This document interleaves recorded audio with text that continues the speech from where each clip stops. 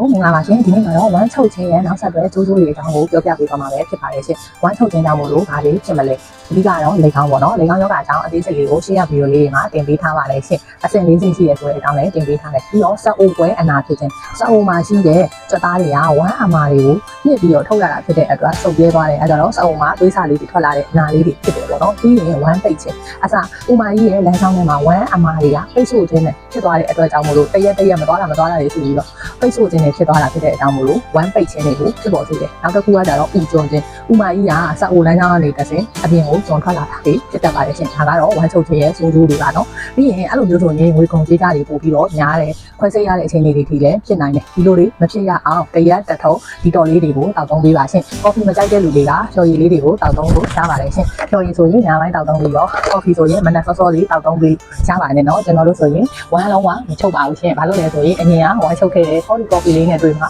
ဝမ်းမချုပ်တော့ဘူးတရက်တစ်ခါတောက်သုံးပေးပါတယ်ရှင်အားလုံးကျမ်းမှာလှပကြပါလိမ့်ရှင်ဝမ်းချုပ်ခြင်းကကျင်းဝင်ကြပါဒီနှမျိုးလေးနော်ဒီချာတောက်သုံးကြပါရှင်